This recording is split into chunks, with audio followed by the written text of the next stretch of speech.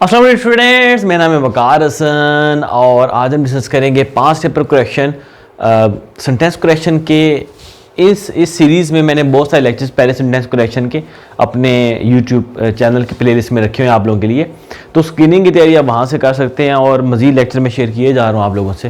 तो ये आपके करेक्शन सेंटेंस करेक्शन बहुत काम आएगी, पेपर के कंटेक्स्ट में तो काम आती है ये, लेकिन आप जब वैसे भी अगर ऐसे लिख रहे हैं या प्रेसी लिख रहे हैं तो ये चीज़ें अगर आप इनका ख्याल करेंगे तो आपको मार्क्स देंगी ये चीज़ें। तो ये छोटी छोटी चीज़ें मैटर करती हैं सेंटेंस करेक्शन में, और ये मिस्टेक्स बच्चे राइटिंग में बहुत ज़्यादा करते हैं। तो ये जो सेंटेंसेज मैंने वो चूज़ किए हैं जो कॉमन मिस्टेक्स हैं आप लोगों की। ये कॉमन मिस्टेक्स है आप लोगों की, आपको पता नहीं चलता, आप लिखते हुए भी कर जाते हैं। तो ये बड़ी इंटरेस्टिंग है, मैं आपको साथ साथ रूल बताऊंगा।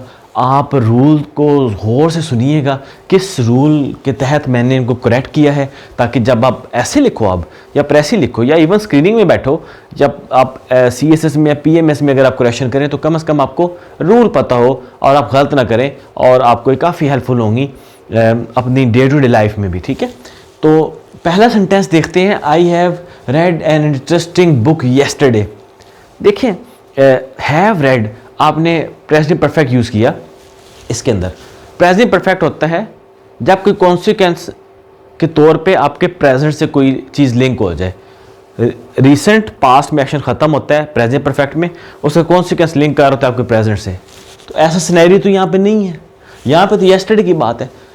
अब माजी में किसी एक पर्टिकुलर पॉइंट की बात हो रही हो तो वहाँ पे आप पास्ट इंडेफिनिट यूज़ करोगे, प्रेजेंट परफेक्ट यूज़ नहीं करोगे। अब यहाँ पे माजी की बात है, किसी एक पर्टिकुलर पॉइंट की बात है, हम येस्टरडे की बात कर रहे हैं, तो वहाँ पे हम पास्ट इंडेफिनिट यूज़ करेंगे, प्रेजेंट परफेक्ट यूज़ नहीं करेंगे। तो यहाँ पे आपने इस पॉइंट को नोट करना है कि एक पर्टिकुलर पॉइंट है पास्ट में, और जहाँ पे पर्टिकुलर पॉइंट की बात हो रही होती है पास्ट में, वहाँ पे आप पास्ट इंडेफिनिट यूज़ करते हैं, प्रेजेंट परफेक्ट को कभी यूज़ नहीं करते। और इसके साथ एक गलती और करते हैं बच्चे, पास्ट परफेक्ट को कभी यूज़ कर लेते हैं, वो हमेशा कम्बिनेशन में यूज़ होता है पास्ट इंडेफिनिट का। तो उसका यूज़ मैं किसी और वीडियो में आपसे डिस्कस करूंगा, लेकिन अभी तक आप ये बात याद रखें कि माजी में किसी पर्टिकुलर पॉइंट की बात हो रही हो तो वहाँ पे पास्ट इंडेफिनिट यूज़ करेंगे। तो पहला रूल आप इसको ज़हन में रखिएगा। नॉर्मल आप जब ऐसे भी ईमेल लिख रहे होते हैं तो ये गलती बच्चे करते हैं, येस्टरडे है, अगो है, इन लफ्ज़ों के साथ आप पास्ट इंडेफिनिट यूज़ कीजिएगा, प्रेजेंट परफेक्ट यूज़ मत कीजिएगा। ठीक है, तो ये तो पहला रूल था। दूसरा सेंटेंस है ही सा द ताजमहल। अच्छा, ताजमहल ये जो देखने का एक्शन हुआ है, ये इसमें ऐसी चीज़ जो सी है वो वाज़े हो रही है कि किसी एक्शन के कॉन्सिक्वेंस में हुआ है। उसने विजिट किया होगा, उसके कॉन्सिक्वेंस में ताजमहल देखा। तो जब कोई एक्शन किसी एक्शन के कॉन्सिक्वेंस में सामने आ रहा होता है तो वहाँ पे आप परफेक्ट टेंस यूज़ करते हैं, प्रेजेंट परफेक्ट, क्योंकि ये कॉन्सिक्वेंस में जा रहा है। वो विजिट करने गया और उसने ताजमहल देखा, तो ये कॉन्सिक्वेंस में, इसलिए यहाँ पे आपने इस एक्शन को रीड करें कि ये एक्शन इंडिविजुअली नहीं हुआ, इसके पीछे एक और एक्शन था। अब उस एक्शन के रिजल्ट में ये एक्शन हुआ, तो इसलिए आपने यहाँ पे है सीन लिखा है। ठीक है, तो ये भी बड़ा इंटरेस्टिंग रूल है। आप इस तरह भी लिख देते हैं हिस्सा ताजमहल, ये आइसोलेटेड एक्शन है, लेकिन देखने का अमल आइसोलेटेड नहीं हो सकता। उससे पहले एक्शन हुआ, उसके कॉन्सिक्वेंस में ये एक्शन हुआ, तो आपने है सीन लगाना था। तो यहाँ पे भी कॉन्सिक्वेंस की बात इन्वॉल्व हो रही है, तो ये भी आप याद रखिएगा। ठीक है, तीसरा, Ali told me that he may proceed on leave. अब ये इंटरेस्टिंग इस कंटेक्स्ट में बन जाता है कि यहाँ पे आपने लिखा अली टोल्ड मी, उसके बाद आप मे यूज़ कर रहे हैं। अब यहाँ पे गलती है, जिस टेंस में आप बात रिपोर्ट कर रहे हैं, ठीक है, टोल्ड मी, उसी टेंस में आपने या उसी वर्ब की फॉर्म को फॉलो करना है, आपने वर्ब की फॉर्म को फॉलो करना है। टोल्ड यूज़ किया तो मे यूज़ नहीं करेंगे, आप माइड यूज़ करेंगे। ठीक है, तो आपने ये देखना है कि सबऑर्डिनेट क्लॉज, प्रिंसिपल क्लॉज, ये दोनों, इनका वर्ब जो सा है वो आप एक टेंस में रिपोर्ट करें। अली टोल्ड मी आया तो उसके बाद डैट ही मे नहीं आ सकता, ही माइट आएगा।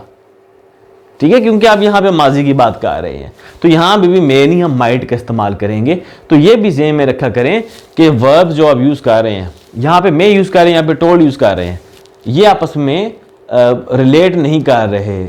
जिस तरह आप एक्शन को बयान करना चाह रहे हैं ये उसको रिलेट नहीं कर पा रहे, तो टोल्ड के बाद आप दूसरे जो बात रिपोर्ट कर रहे हैं उसमें हम माइट यूज करेंगे, मे यूज नहीं करेंगे, तो ये भी अक्सर गलती होती है। तो करेक्ट है जी, Ali told me that he might proceed on leave. तो ये भी आप ज़हन में रखें, इंटरेस्टिंग करेक्शन है ये। इन दोनों का लिंक हमेशा ज़हन में रखिएगा और इसका भी ज़हन में रखिएगा कि ये गलत है आपका। टोल्ड के बाद आप मे यूज नहीं करेंगे, माइट यूज करेंगे, ठीक है। He walks as if the earth belongs. अब यहां पे रूल सिंपल है, एज इफ आ जाए, एज दो आ जाए, उसके बाद हमेशा पास्ट को फॉलो करते हैं। आपकी जो सी है वर्ब की फॉर्म जो होती है वो पास्ट में चली जाती है। He walks as if the earth belonged, form follow नहीं करती, पास्ट की फॉर्म फॉलो करती है। तो Ali walks as if the earth belonged to him, ये देखें हिम आएगा जी, बिलोंग्ड टू हिम। तो एज इफ के बाद आप पास्ट फॉर्म यूज करेंगे, प्रेजेंट इंडेफिनिट की फॉर्म यूज नहीं करेंगे। दे वॉक, अगर यहां पे दे लिखते हैं, they walk as if the earth belonged to them, ठीक है। अगर ही आ गया, he walks as if the earth belonged to him, तो प्रेजेंट की फॉर्म नहीं यूज करेंगे, ऐसे को पास की करेंगे। इसको भी ज़हन नशीं कर लें। I have to give another examination next year, ये तो अक्सर आप लोग बोलते हैं कि I have to give another examination next year. Examiner exam देता है,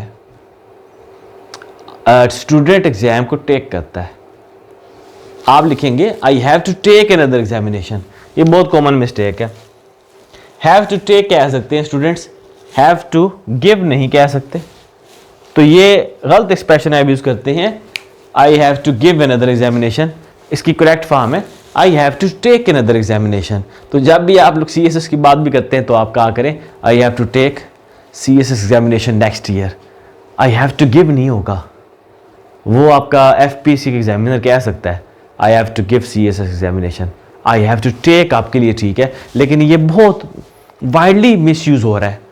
हम अक्सर इसको मानते भी नहीं हैं, हम बोलते चले जाते हैं कि I have to give an examination, I have to take होता है, ठीक है। तो ये भी रूल याद रखें कि एग्जाम देना है आपने तो आई हैव टू टेक की बात करेंगे, गिव की बात नहीं करेंगे, ठीक है।